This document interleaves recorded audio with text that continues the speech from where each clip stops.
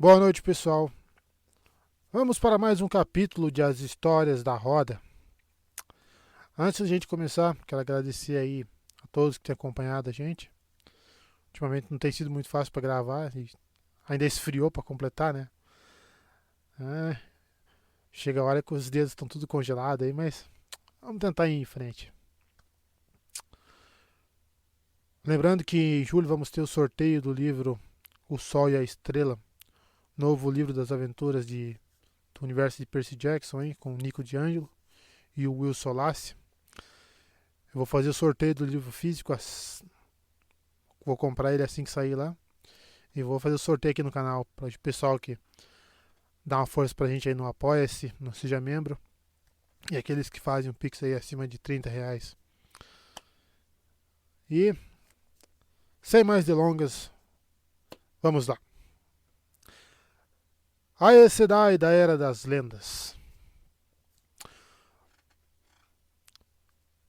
Quando a gente fala de Aes Sedai, no contexto da Era das Lendas, ele é um nome que é usado para se referir tanto aos homens quanto às mulheres com capacidade de canalizar. É diferente do uso que faz na Terceira Era, que é quando ocorrem os eventos dos livros da Roda do Tempo. Essa canalização é o nome que se dá ao uso do poder que vem da fonte. Cada sexo pode usar uma determinada porção da fonte. Os homens são capazes de acessar Saidin e as mulheres Saidar. Não é possível um homem usar Saidar, nem uma mulher usar Saidin. Tem uma limitação ali. Isso é importante, que vai fazer uma ligação lá no finalzinho do nosso capítulo aqui.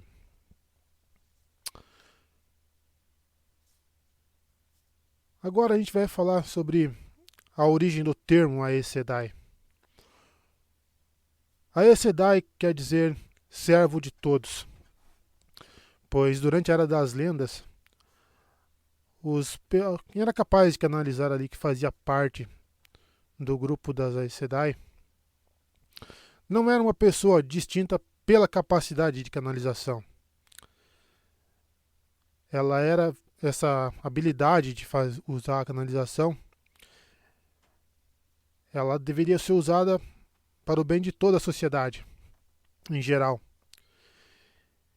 E nisso, essas pessoas que tinham a capacidade de canalizar, elas atuavam em outras profissões, em termos iguais ali.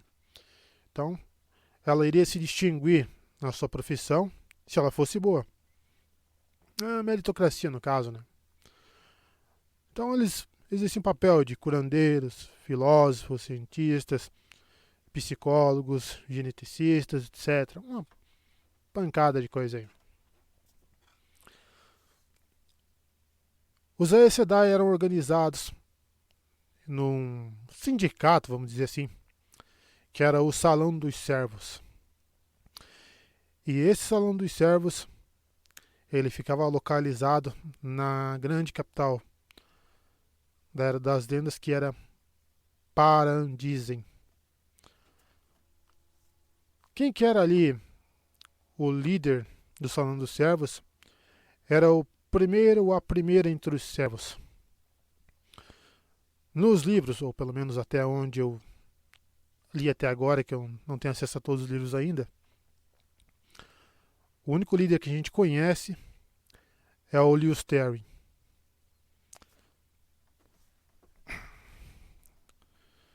Agora vamos para a segunda parte.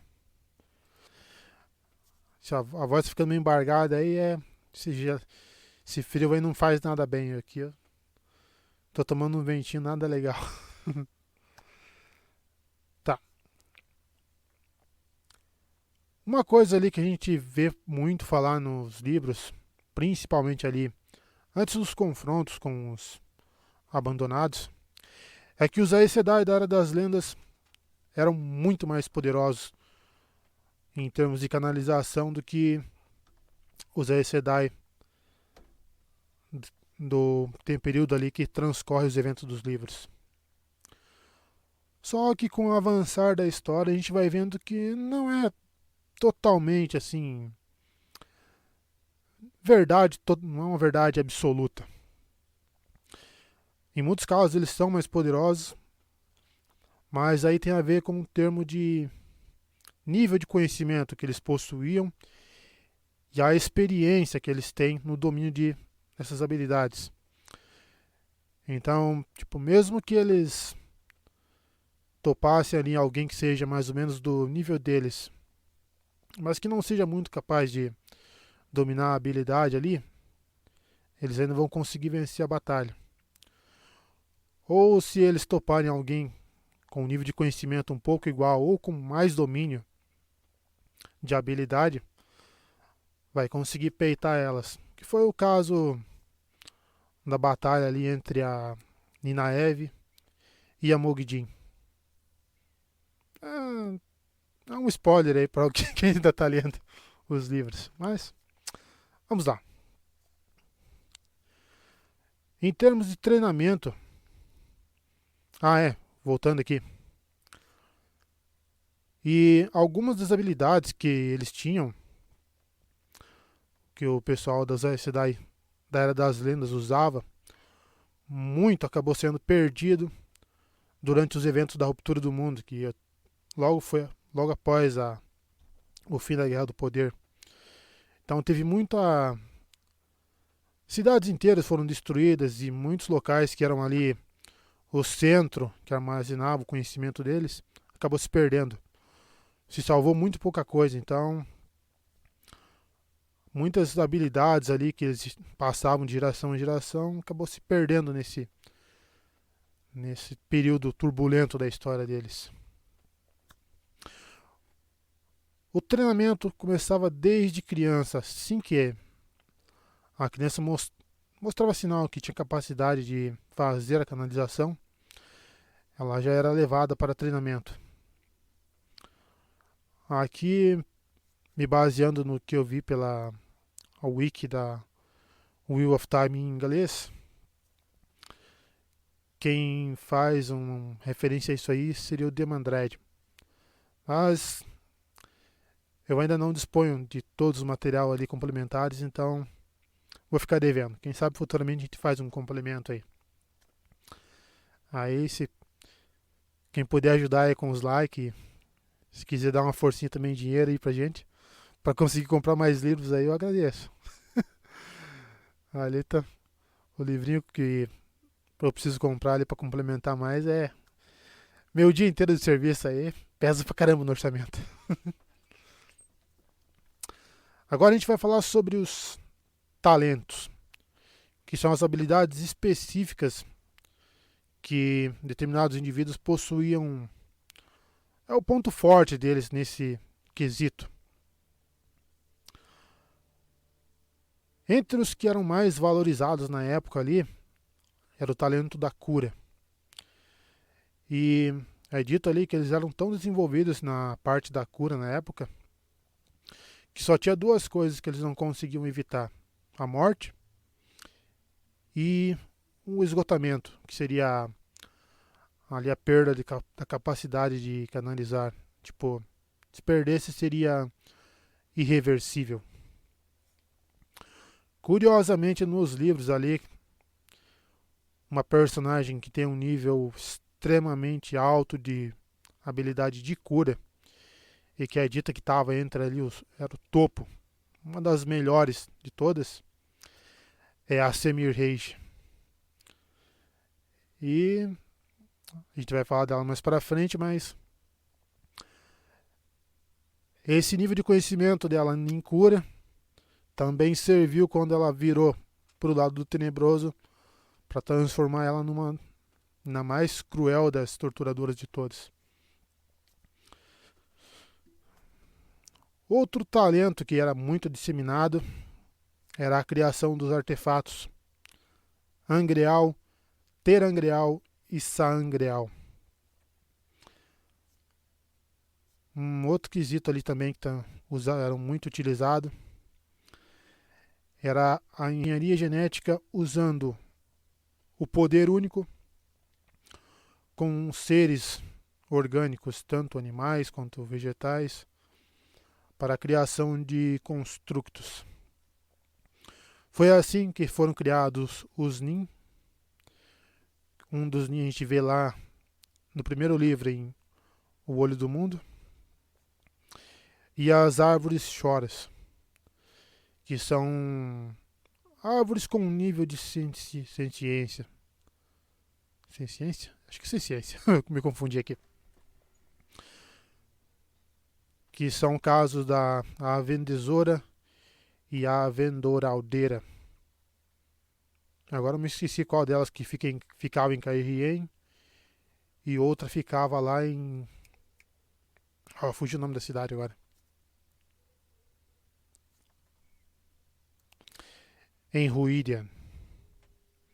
Desculpa aí, tá? Eu tô aprendendo a mexer com essas coisas, então às vezes me dá esses brancos aí.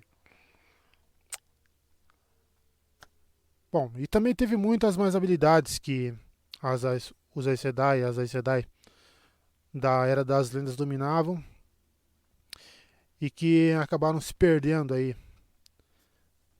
Foi perdida a arte de manter o uso desses níveis de conhecimento. Ali durante a ruptura das Aes Sedai nos livros, que tem aquela... como se fosse uma guerra civil entre elas, as que estavam em Salidar começaram a explorar mais essas novas habilidades ali, então começou a ressurgir. Isso nos eventos dos livros já, né? Então eu vou tentar ficar quieto para não avançar, não dar spoiler aí. Então, quem quiser saber mais desses temas específicos aí, acompanhe os livros. E agora vamos fazer o link lá com o comecinho do capítulo. Essa questão de os homens poder usar somente Saiyajin e as mulheres somente Saidar fez com que os Aes Sedai começassem a sentir que estavam sendo limitados os avanços de novas pesquisas, de novos projetos. Isso levou alguns deles a começarem a pesquisar por novas fontes de energia. E uma dessas equipes estava na Universidade de Kolandaan. E ali eles acharam que seria uma fonte que, de acordo com o que eles conseguiram projetar ali, seria possível ser usada tanto pelos homens quanto pelas mulheres. Então, ofereceria uma gama maior de poder. A líder dessa pesquisa era uma Aes Sedai chamada Mierin Eronaile. Mas, vamos ficando por aqui. E eu acho que agora, com essa introdução aí, mais ou menos, a primeira personagem que a gente vai falar vai ser ela, a Mierin Eronaile. A personagem que eu mais estou aguardando para a segunda temporada da Roda do Tempo. Tá, também estou pensando na Elaine. Pafu.